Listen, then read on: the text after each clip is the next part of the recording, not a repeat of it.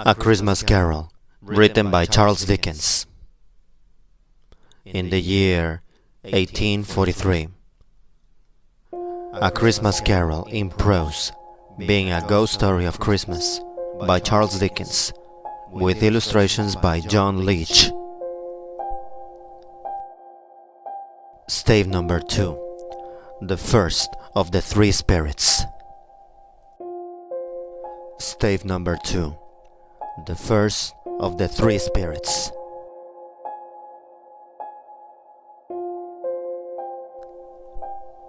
When Scrooge awoke, it was so dark that looking out of bed, he could scarcely distinguish the transparent window from the opaque walls of his chamber. He was endeavoring to pierce the darkness with his ferret eyes when the chimes of a neighboring church struck the 4 quarters. So, he listened for the hour.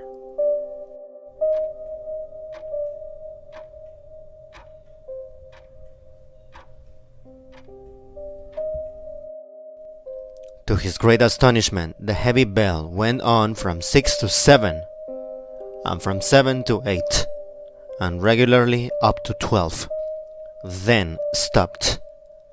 12!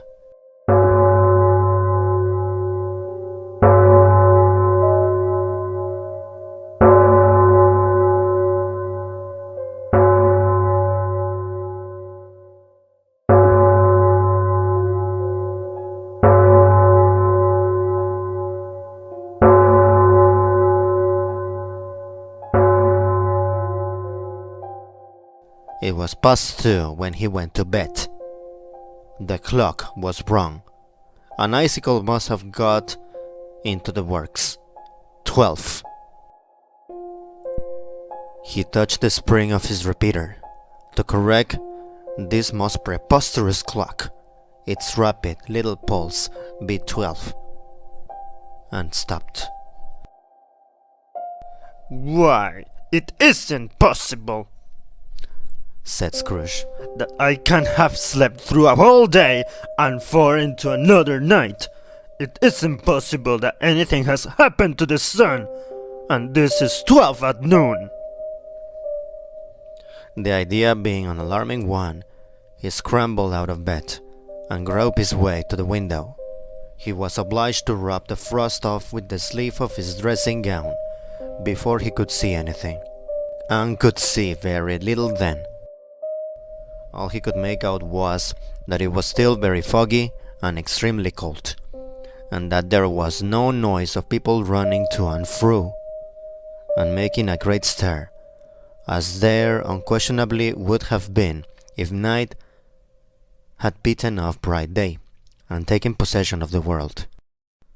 This was a great relief, because 3 days after sight of this first exchange paid to Mr. Ebenezer Scrooge, or his sooner, and so forth, would have become a mere United States security if there were no days to count by. Scrooge went to bed again, and thought and thought and thought it over and over and over, and could make nothing of it. The more he thought, the more perplexed he was, and the more he endeavored not to think, the more he thought. Marley's ghost bothered him exceedingly. Every time he resolved within himself, after mature inquiry, that it was all a dream, his mind flew back again, like a strong spring released, to its first position, and presented the same problem to be worked all through. Was it a dream or not?" Scrooge lay in this state until the chime had gone 3 quarters more, when he remembered, on a sudden, that the ghost had warned him of a visitation when the bell tolled 1. He resolved to lie awake until the hour passed, and considering that he could no more go to sleep than to go to heaven, this was perhaps the wisest resolution in his power. The quarter was so long that he was more than once convinced He must have sunk into a doze unconsciously and missed the clock. At length, it rung upon his listening ear. Ding dong, ding dong. "A quarter past," said Scrooge, counting. "Ding, Ding dong, half past." said Scrooge.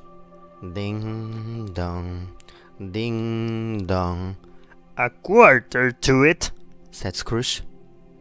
Ding dong, ding dong, "The hour itself, said Scrooge triumphantly. and nothing else." He spoke before the hour bell sounded, which it now did with a deep, dull, hollow, melancholy one.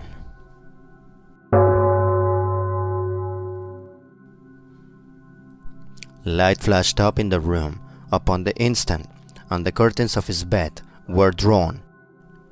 The curtains of his bed were drawn aside, I tell you, by hand. Not the curtains at his feet, nor the curtains at his back, but those to which his face was addressed.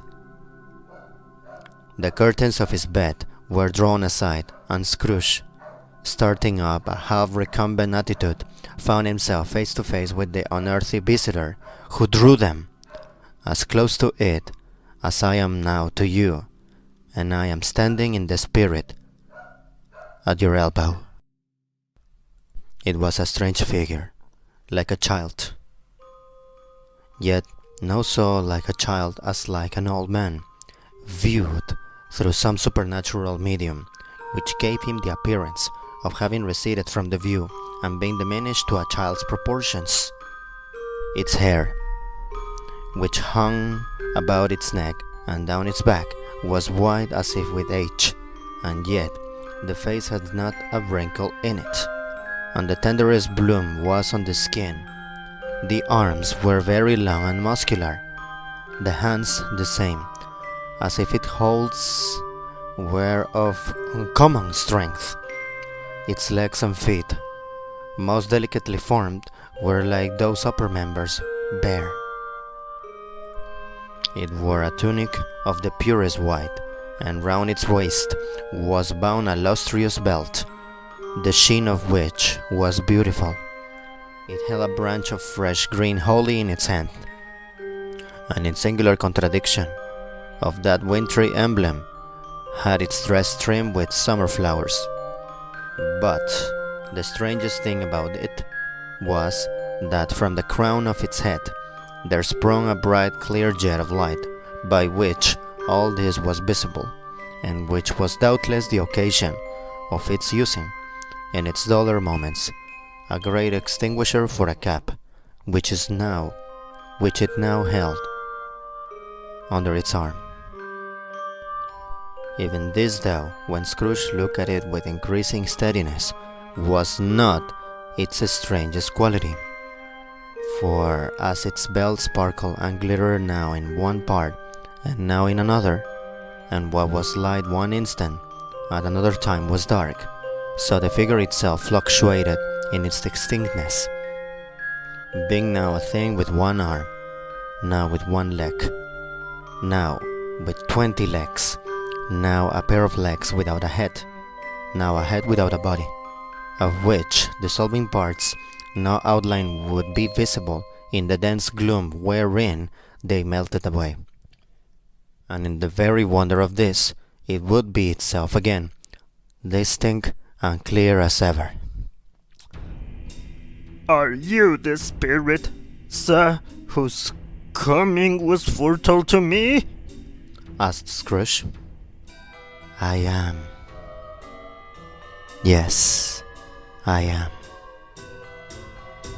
The voice was soft and gentle, singularly low, as if instead of being so close beside him, it were at a distance. "Who and what are you?" Scrooge demanded. "I am the ghost of Christmas past," "Long past?" inquired Scrooge. observant of its dwarfish stature. "No, your past." Perhaps Scrooge could not have told anybody why, if anybody could have asked him, but he had a special desire to see the spirit in his cap, and begged him to be covered. "What?" exclaimed the ghost. "Would you so soon put out with worldly hands the lie that I give? Is it not enough that you are one of those whose passions made this cap, and force me through whole trains of years to wear it low upon my brow?" Scrooge reverently disclaimed all intention to offend or any knowledge of having willfully bonneted the spirit at any period of his life. He then made bold to inquire what business brought him here. "Your welfare," said the ghost. Scrooge expressed himself much obliged, but could not help thinking that a night of unbroken rest would have been more conducive to that end. The spirit must have heard him thinking, for it said immediately, "Your reclamation, then. Take heed."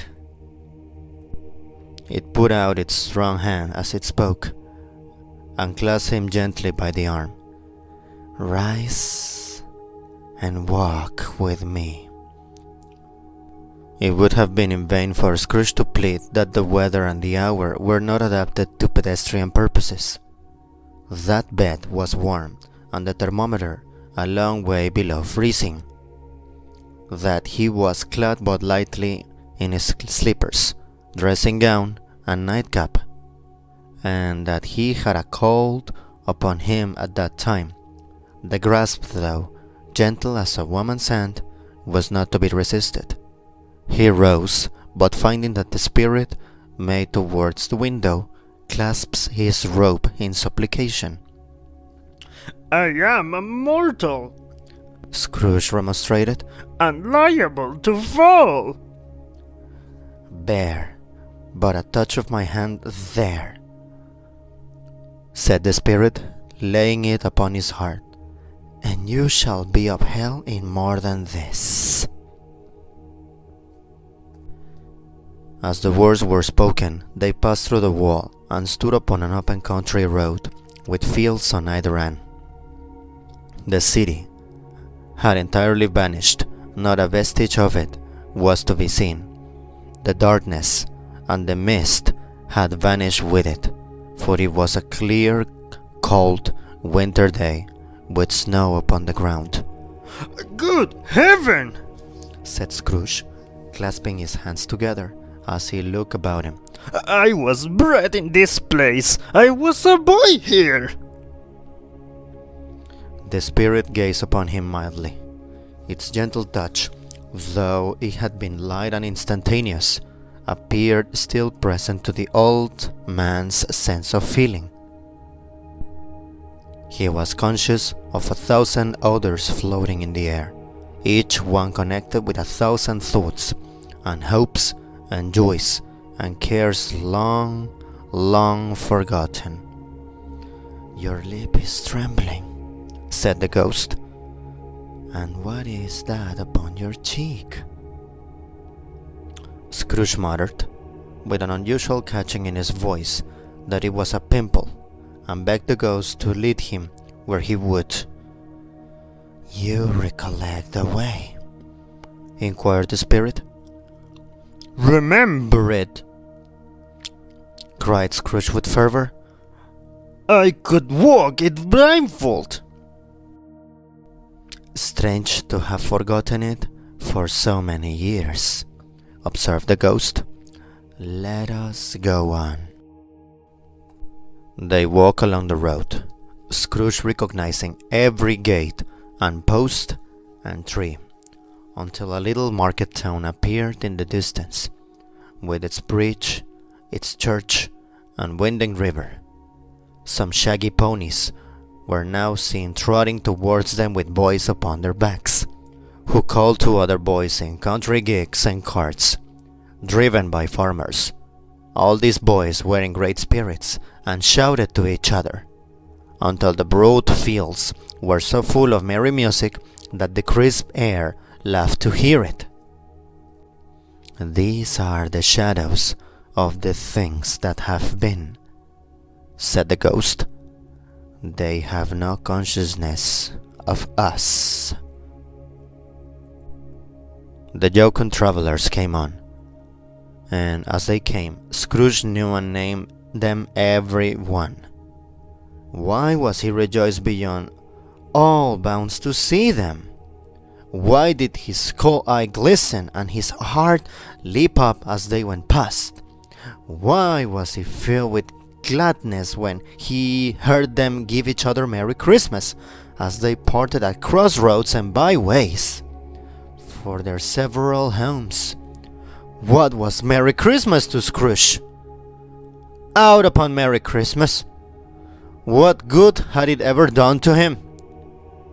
What good had it ever done to him? "The school is not quite deserted," said the ghost. "A solitary child, neglected by his friends, is left there still." Scrooge said that he knew it, and he supped. They left the high road by a well-remembered lane, and soon approached a mansion of dull red brick, with a little weather-cock surmounted cupola on the roof and a bell hanging in it. It was a large house, but one of broken fortunes, for the spacious offices were little used, their walls were damp and mossy, their windows broken, and their gates decayed. Fowls clucked and strutted in the stables, and the coach houses and sheds were overrun with grass. Nor was it more retentive of its ancient state within. For entering the dreary hall, and glancing through the open doors of many rooms, they found them poorly furnished, cold, and vast. There was an earthy savor in the air, a chilly bareness in the place, which associated itself somehow with too much getting up by candlelight and not too much to eat. They went, the ghost and Scrooge, across the hall to a door at the back of the house. It opened before them and disclosed a long, bare, melancholy room, made barer still by lines of plain deal forms and desks. At one of these, a lonely boy was reading near a feeble fire, and Scrooge sat down upon a form, and wept to see his poor forgotten self as he used to be.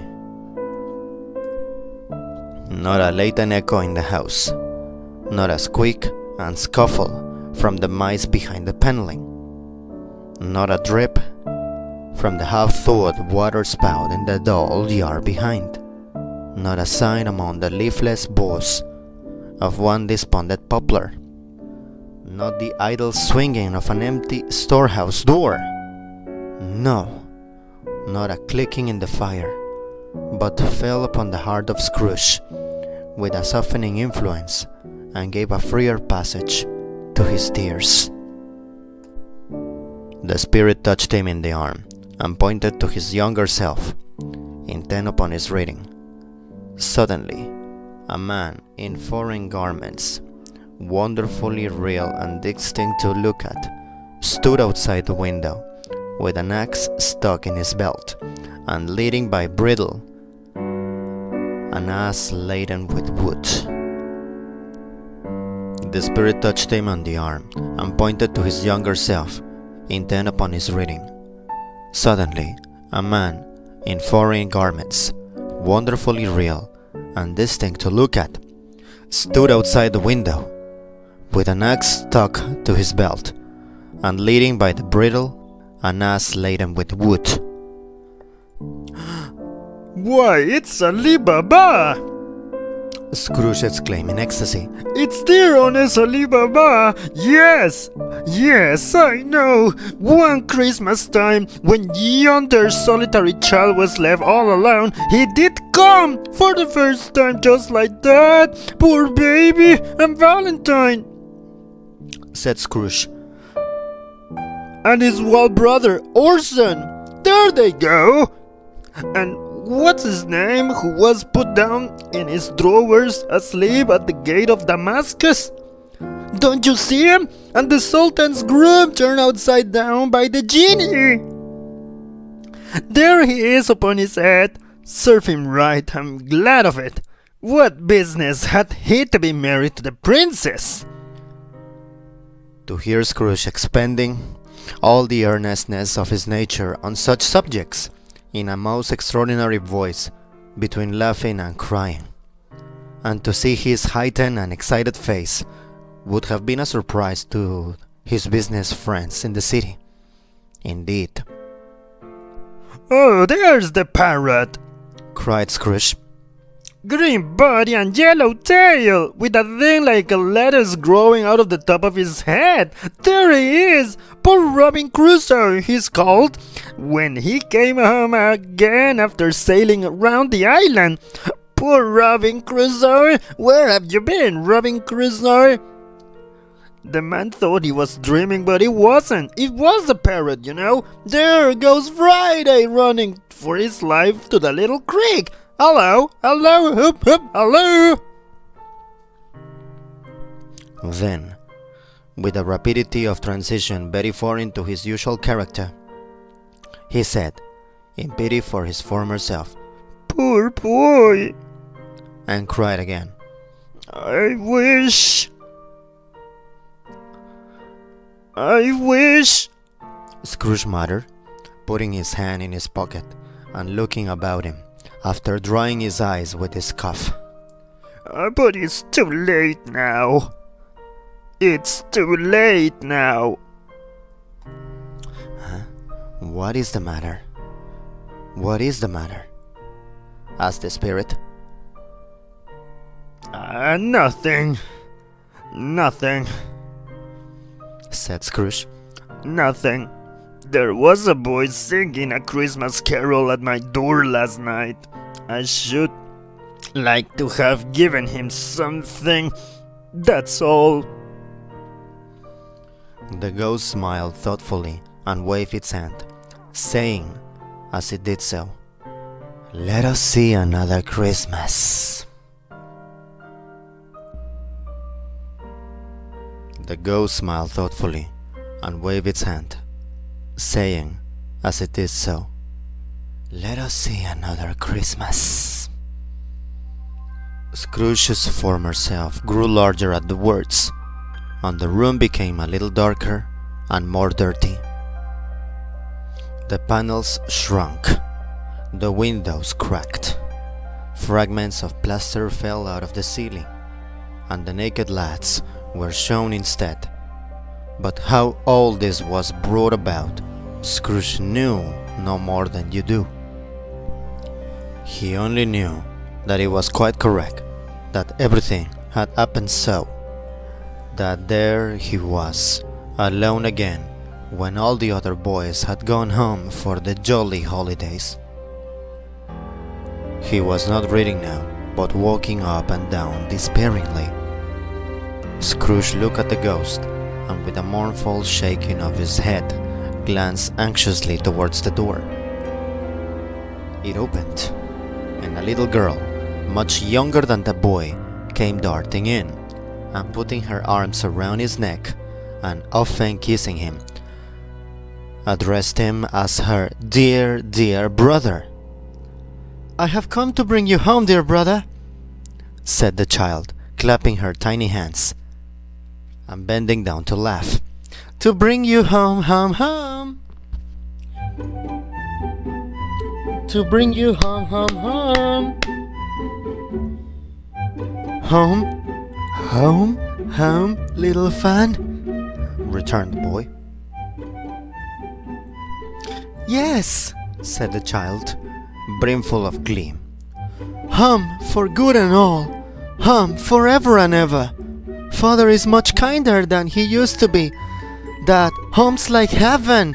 He spoke so gently to me one dear night when I was going to bed, that I was not afraid to ask him once more if you might come home, and he said yes, you should, and sent me in a coach to bring you. And you are to be a man, said the child, opening her eyes, and are never to come back here.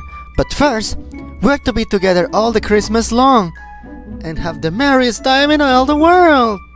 Oh, you are quite a woman, little Fan, exclaimed the boy. She clapped her hands and laughed, and tried to touch his head, but being too little, laughed again and stood in tiptoe to embrace him. Then she began to drag him, in her childish eagerness, towards the door, and he, nothing loth to go, accompanied her. A terrible voice in the hall cried, "Bring down Master Scrooge's box here! Bring down Master Scrooge's box there!" And in the hall appeared the schoolmaster himself, who glared on Master Scrooge with a ferocious condescension, and threw him into a dreadful state of mind by shaking hands with him. He then conveyed him and his sister into the various old well of a shivering best parlor that ever was seen, where the maps upon the wall and the celestial and terrestrial globes in the windows were waxy with cold. Here he produced a decanter of curiously light wine and a block of curiously heavy cake, and administered installments of those dainties to the young people at the same time, sending out a meager servant to offer a glass of something to the postboy, who answered that he thanked the gentleman, but if it was the same tap as he had tasted before, he had rather not. Master Scrooge's trunk being by this time tied on to the top of the chaise, the children bade the schoolmaster goodbye right willingly, and getting into it, drove gaily down the garden sweep, the quick wheels dashing the hoar frost and snow from off the dark leaves of the evergreens like spray. "Always a delicate creature, whom a breath might have withered," said the ghost, "but she had a large heart." So she had, cried Scrooge. "You are right. I will not gainsay it, spirit. God forbid." "She died a woman," said the ghost, "and had, as I think, children." "One child," Scrooge returned. "True," said the ghost. "Your nephew." Scrooge seemed uneasy in his mind, and answered briefly, "Yes. Yes." Although they had but that moment left the school behind them, they were now in the busy thoroughfares of a city, where shadowy passengers passed and repassed, where shadowy carts and coaches battled for the way, and all the strife and tumult of a real city were. It was made plain enough by the dressing of the shops that there too it was Christmas time again, but it was evening, and the streets were lighted up. The ghost stopped at a certain warehouse door, and asked Scrooge if he knew it. "Know it? Was I apprentice here?" said Scrooge. They went in, at sight of an old gentleman in a Welsh wig, sitting behind such a high desk that if he had been 2 inches taller, he must have knocked his head against the ceiling. Scrooge cried with great excitement, "Why, it's old Fezziwig! Bless his heart! It's Fezziwig, alive again!" Old Fezziwig laid down his pen and looked up at the clock, which pointed to the hour of 7.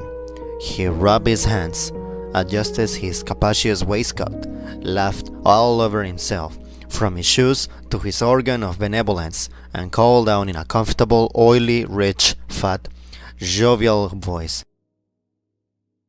"Ha ha! Yo-ho there! Ebenezer! Dick!" Scrooge's former self, now grown a young man, came briskly in, accompanied by his fellow apprentice. Dick Wilkins, to be sure! Oh my, bless me! Yes, there he is! He was much attached to me, was Dick! Poor Dick! Dear, dear! Said Scrooge to the ghost. "Yo-ho, my boys!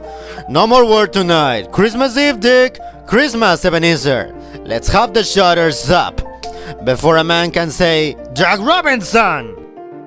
said Fezziwig, and then he cried old Fezziwig with a sharp clap of his hands.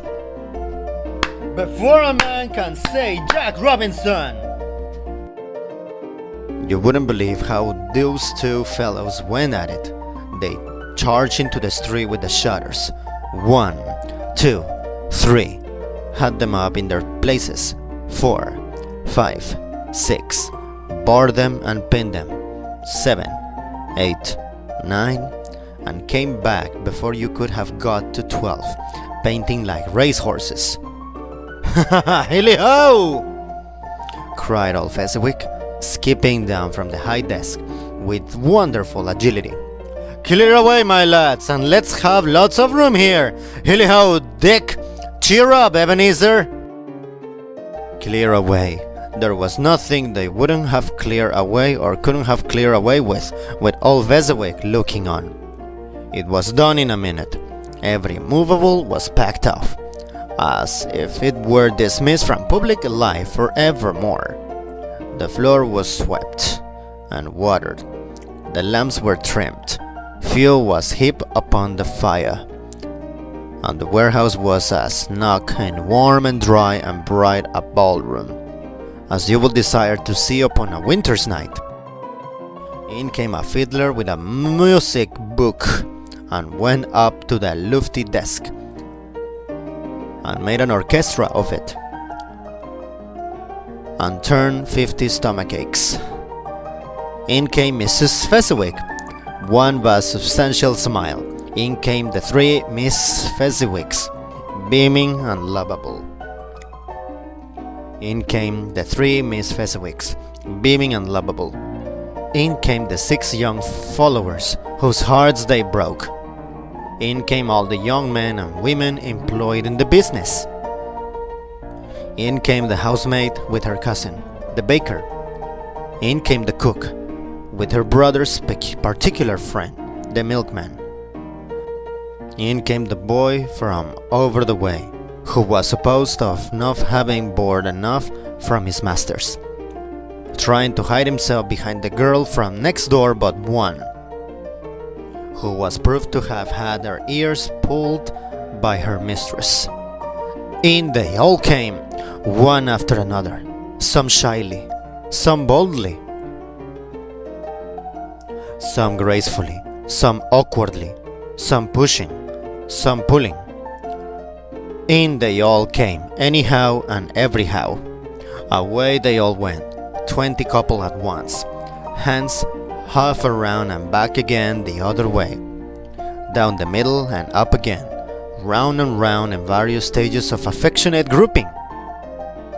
All top couple always turning up in the wrong place, new top couple starting off again. As soon as they got there, all top couples at last, and not a bottom one to help them. When this result was brought about, old Fezziwig, clapping his hands to stop the dance, cried out, "Well done! Well done!" And the fiddler plunged his hot face into a pot of porter, especially provided for that purpose, but scorning rest. Upon his reappearance, he instantly began again, though there were no dancers yet, as if the other fiddler had been carried home, exhausted, on a shutter, and he were a brand new man resolved to beat him out of sight or perish. There were more dances, and there were forfeits, and more dances, and there was cake, and there was negus, and there was a great piece of cold roast, there was a great piece of cold boiled, and there were mince pies, and plenty of beer. But the great effect of the evening came after the roast and boiled, when the fiddler, an artful dog mind, the sort of man who knew his business better than you or I could have told him, stuck up Sir Roger the Coverly. Then old Fezziwig stood out to dance with Mrs. Fezziwig. Top couple too, with a good steep piece of work cut out for them. 3 or 4 and 20 pair of partners. People who were not to be trifled with. People who would dance and had no notion of walking. Mr. Fezziwig's ball. But if they had been twice as many, 4 times, all Fezziwig would have been a match for them. And so would Mrs. Fezziwig. As to her, she was worthy to be his partner in every sense of the term. If that's not high praise, tell me higher, and I'll use it. A positive light appeared to issue from Fezziwig's calves. They shone in every part of the dance like moons. You couldn't have predicted at any given time what would have become of them next. And when old Fezziwig and Mrs. Fezziwig had gone all through the dance, advance and retire, both hands to your partner, bow and curtsy, corkscrew, thread the needle and back again to your place. Fezziwig's cut so deftly that he appeared to wing with his legs, and came upon his feet again without a stagger. When the clock struck 11, this domestic ball broke up. Mr. and Mrs. Fezziwig took their stations, one on either side of the door, shaking hands with every person individually as he or she went out. Wish him or her a Merry Christmas.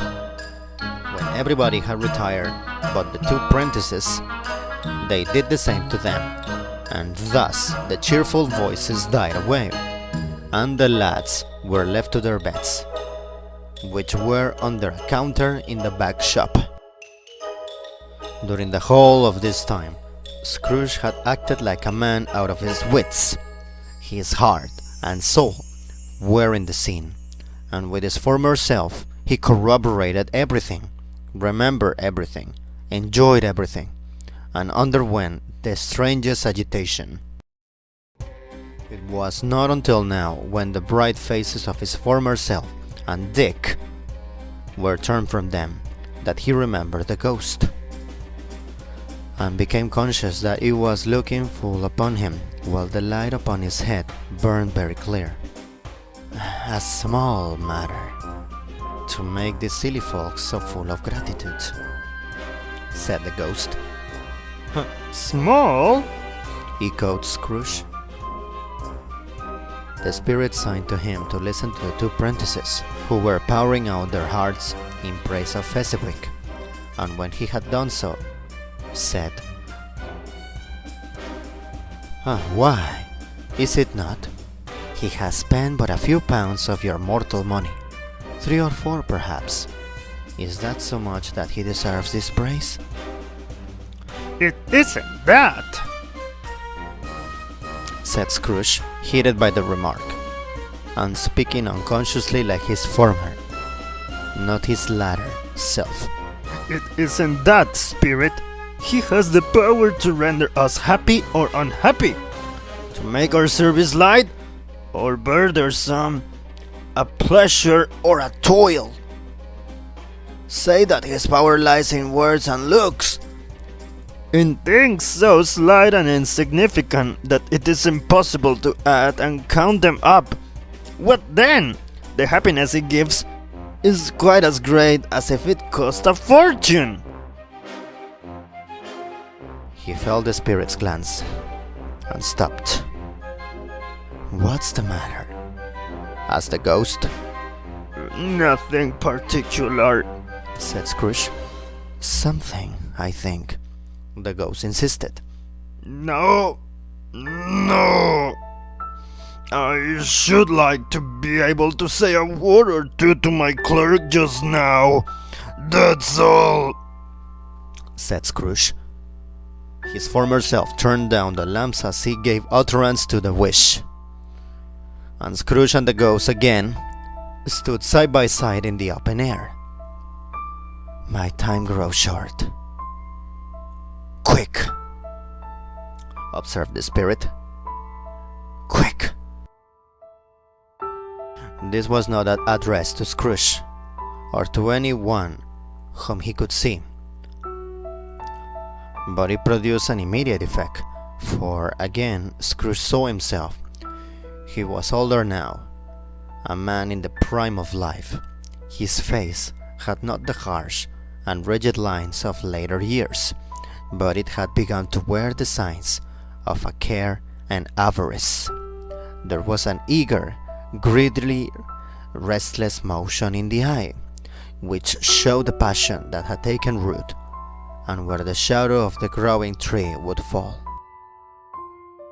He was not alone, but sat by the side of a fair young girl in a morning dress, in whose eyes there were tears, which sparkled in the light that shone out of the ghost of Christmas past. It matters little, she said softly. To you, very little.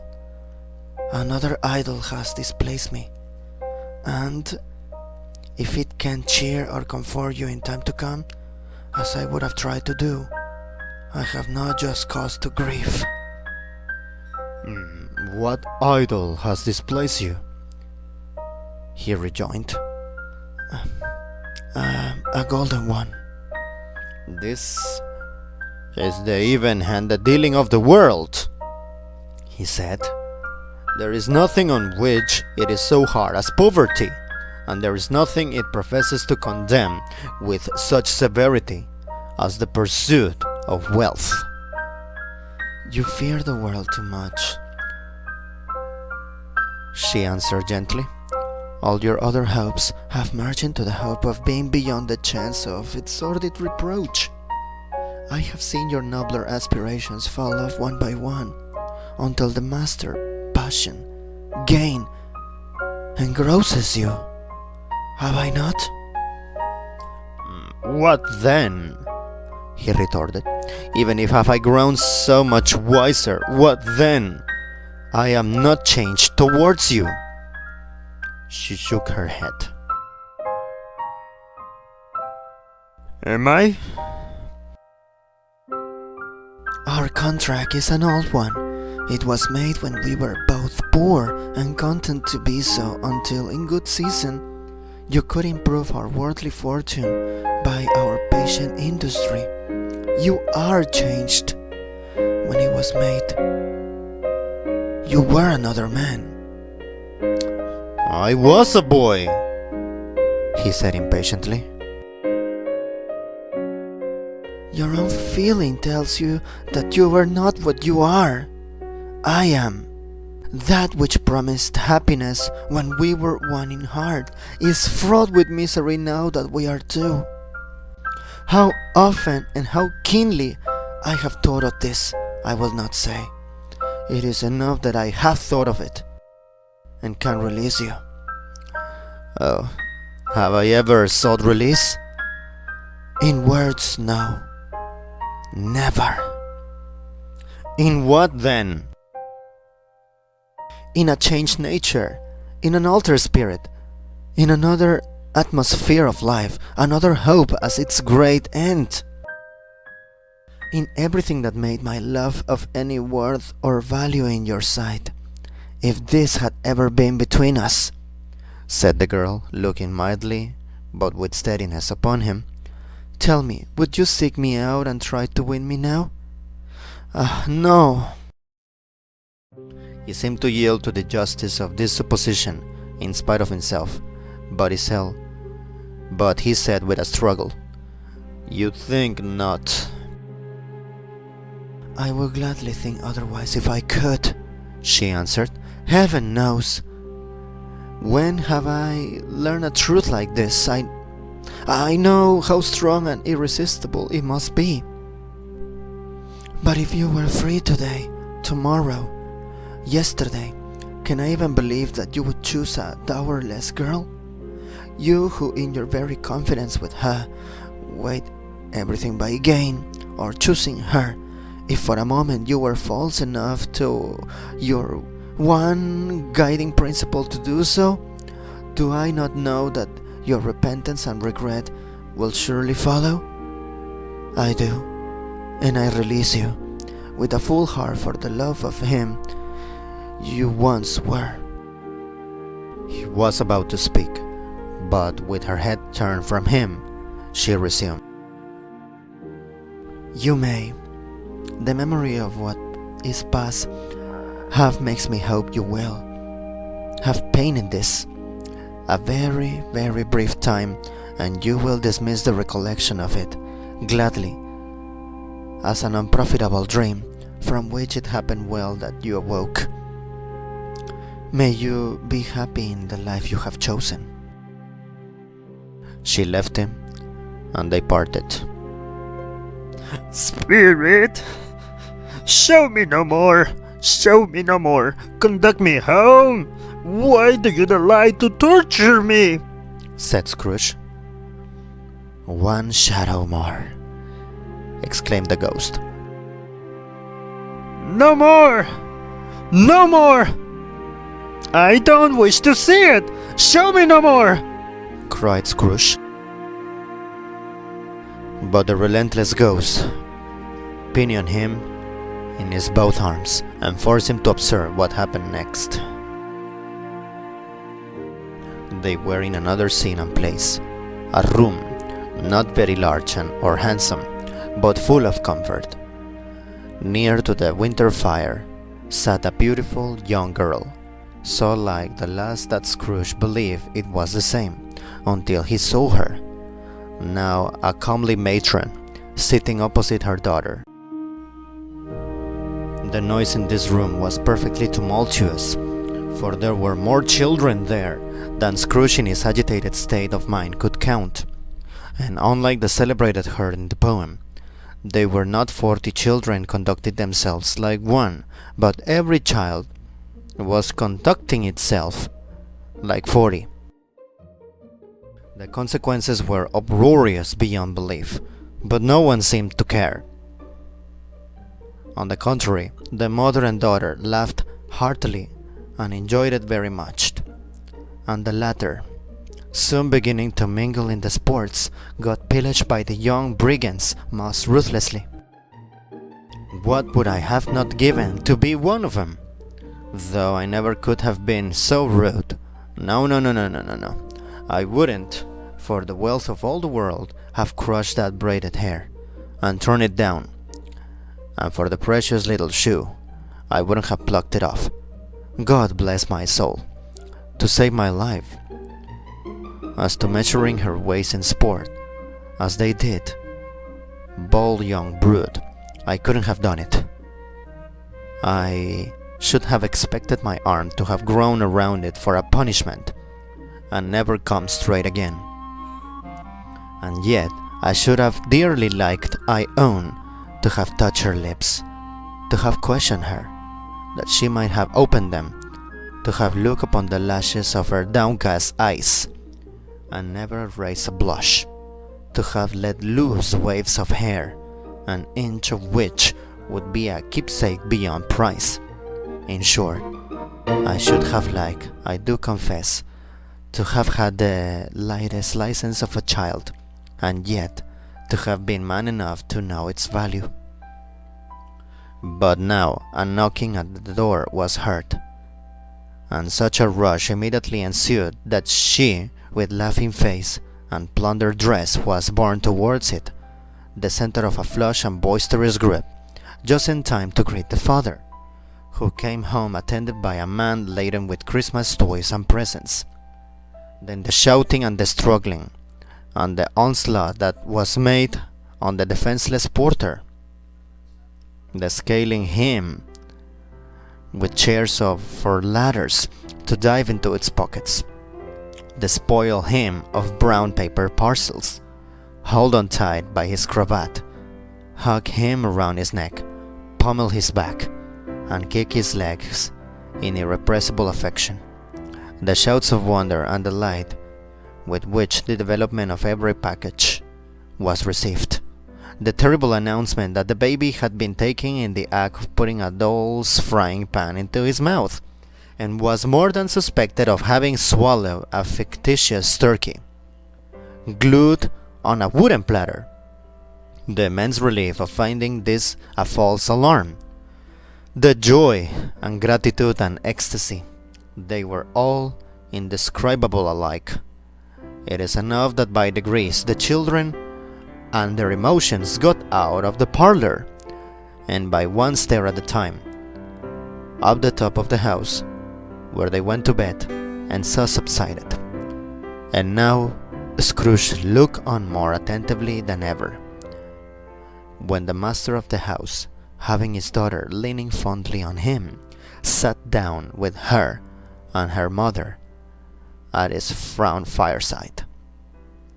And when he thought that such another creature, quite as graceful and full of promise, might have called him father, and being a springtime in the haggard winter of his life, his sight grew very dim indeed. "Belle," said the husband, turning to his wife with a smile, "I saw an old friend of yours this afternoon." "Huh? Who was it?" "Guess." "How can I? Tut, I don't know," she added in the same breath, laughing as he laughed. "Oh, Mr. Scrooge." Mr. Scrooge it was. I passed his office window, and as it was not shut up, and he added a candle inside, I could scarcely help seeing him. His partner lies upon the point of death, I hear, and there he sat alone, quite alone in the world, I do believe. "Spirit! Spirit, remove me from this place! Spirit, remove me from this place!" said Scrooge in a broken voice. "I told you, these were shadows of the things that have been, that they are what they are. Do not blame me," said the ghost. "Remove me! I cannot bear it!" Scrooge exclaimed. He turned upon the ghost, and seeing that it looked upon him with a face in which some strange way there were fragments of all the faces he had shown him, wrestled with him. "Leave me! Leave me! Take me back! Hold me no longer!" In the struggle, if that can be called a struggle, in which the ghost, with no visible resistance on its own part, was undisturbed by any effort of its adversary, Scrooge observed that its light was burning high and bright, and dimly connecting that with its influence over him, he seized the extinguisher cap, and by sudden action pressed it down upon his head. The spirit dropped beneath him, so that the extinguisher covered its whole form. But though Scrooge pressed it down with all its force, he could not hide the light, which streamed from under it in an unbroken flood upon the ground. He was conscious of being exhausted and overcome by an irresistible drowsiness. And further, of being in his own bedroom, he gave the cap a parting squeeze, in which his hand relaxed, and had barely time to reel to bed before he sank into a heavy sleep.